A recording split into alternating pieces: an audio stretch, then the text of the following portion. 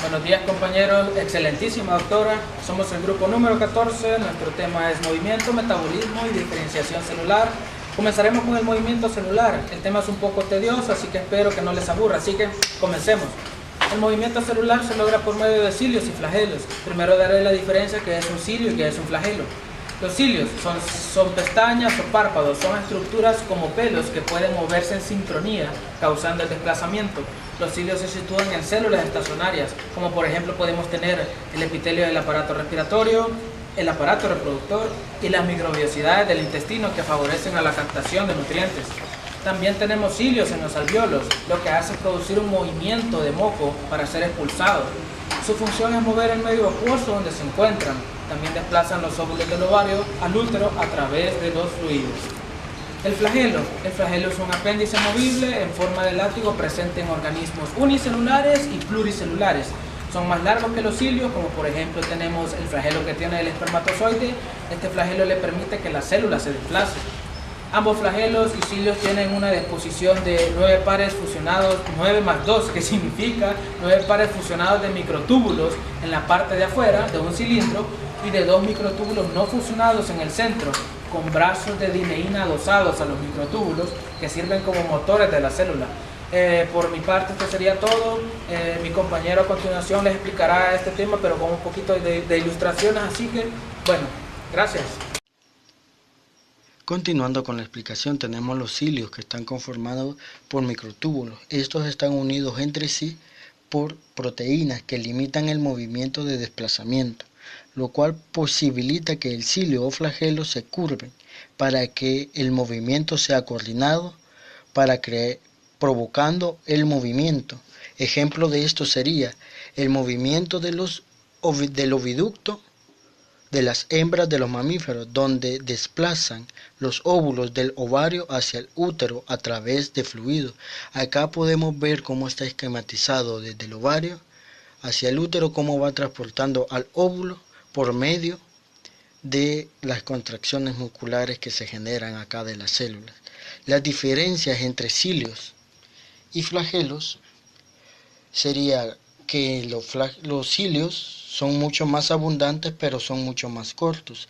En cambio, los flagelos generalmente solo es uno y es mucho más largo. Una explicación del metabolismo celular. El metabolismo celular es el conjunto de reacciones químicas que se presentan dentro de cada célula del organismo. El metabolismo tiene dos finalidades. La primera es la obtención de energía, que es utilizado por las células y almacenada en ATP. Y la segunda es fabricar sus propios componentes, fabricar sus propios compuestos a partir de los nutrientes. El metabolismo se divide en dos. El primero, que es el catabolismo, que es la fase destructiva, y el anabolismo es la fase constructiva. El catabolismo, como decíamos, su función es reducir de una sustancia o molécula compleja hasta una más simple. Las reacciones metabólicas se caracterizan por reacciones degradativas, que es por compuestos complejos que se transforman a otros más sencillos. Las reacciones oxidativas, que son compuestos que más o menos son reducidos o se oxidan, liberándose así electrones que son más captados por coenzimas oxidativas que se reducen. También tenemos las reacciones exogénicas, que estas liberan energía que se almacenan en forma de ATP, y los procesos convergentes, que estos son que mediante los cuales a partir de compuestos muy diferentes se obtienen siempre los mismos compuestos. Ahora estamos con el anabolismo. El anabolismo es una reacción química que se forma de una sustancia muy compleja a partir de otras muy simples. Entonces, las reacciones anabólicas se caracterizan por reacciones de síntesis, reacciones de reducción reacciones endergónicas.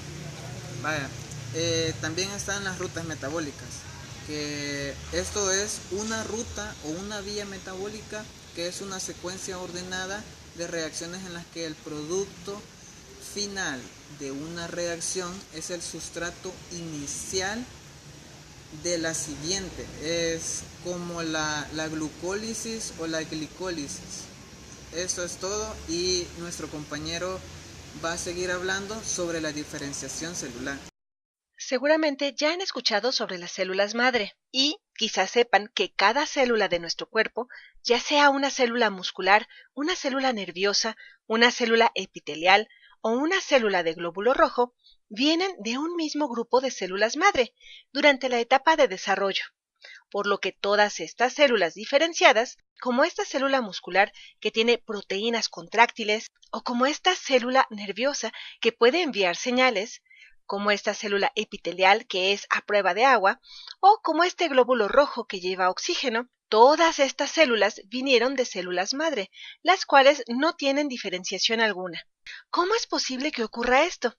Es algo muy interesante, pero primero veamos una analogía. Imaginen una biblioteca, como la que solías visitar de joven para investigar sobre los temas escolares. Tiene todos los libros que puedas imaginar. Pero, dependiendo de los libros que tú saques y leas, tus ideas y conocimientos van a cambiar y serán diferentes de aquellos que tiene otra persona que ha leído libros distintos a los que tú leíste. Pero todos los libros que ambos leyeron se encuentran en esta biblioteca. Nuestros genes y ADN tienen un sistema similar. Recuerda que dentro del núcleo de cada célula está el ADN. Esta es nuestra biblioteca, nuestro conjunto de instrucciones genéticas para construir por completo nuestro cuerpo. Dentro de la biblioteca de nuestro ADN tenemos nuestros libros, que son los segmentos del ADN que llamamos genes. Los genes nos dan instrucciones específicas sobre cómo hacer diferentes tipos de proteínas, y el tener diferentes tipos de proteínas hace que cambie la forma en cómo lucen y actúan nuestras células, dándoles habilidades diferentes. Con excepción de la célula del glóbulo rojo, que carece de núcleo, cada célula somática en nuestro cuerpo tiene exactamente el mismo ADN. Sin embargo, esta célula muscular luce y se comporta de forma diferente a esta neurona de aquí, y esto se debe a que están leyendo libros diferentes de la biblioteca de nuestro ADN. Usan genes diferentes para hacer sus proteínas. Veamos un poco de terminología. Cuando una célula usa activamente ciertos genes, se dice que está expresando esos genes. Y cuando se está expresando un gen, se dice que está encendido. Si el gen no se está expresando, se dice que está apagado. Tengan esto en mente. ¿Por qué estamos hablando de todo esto? Porque al final todo se relaciona sobre cómo las células madres terminan diferenciándose en las células diferenciadas de aquí abajo. El punto importante es que para poder diferenciarse, por ejemplo, para que una célula madre pueda especializarse como una célula muscular, la célula madre debe de encender el gen de la célula muscular. Aquí está el ADN y estoy resaltando el gen de la célula muscular que se está encendiendo en este momento. Al mismo tiempo apaga otros genes. Al encender los genes de la célula muscular, se producen proteínas dentro de la célula que van a cambiar la apariencia de esta. Ahora luce un poco más alargada y también van a cambiar sus funciones. Ahora esta célula tiene proteínas contráctiles, las cuales ayudarán a moverse a esta célula muscular. En el caso de la neurona, la célula madre enciende sus genes de neurona, que estoy señalando aquí, apaga otros genes para poder comenzar a producir las proteínas necesarias para convertirse en una neurona, como las proteínas que le permiten alargarse y generar estas ramas picudas que vemos aquí, llamadas dendritas. Permítanme comentar que las células madre de aquí son pluripotentes, es decir, que pueden transformarse en cualquiera de las células somáticas de nuestro cuerpo adulto, pero una vez que se especializan en alguna de estas células somáticas maduras, ya no pueden diferenciarse como otro tipo de células y tampoco pueden desdiferenciarse, es decir, no pueden regresar a ser células madre nuevamente, al menos no en nosotros los humanos. Estas células permanecen así para formar nuestros cuerpos. Seguramente ahora se preguntan qué determina cuáles genes en cierta célula se encienden o se apagan.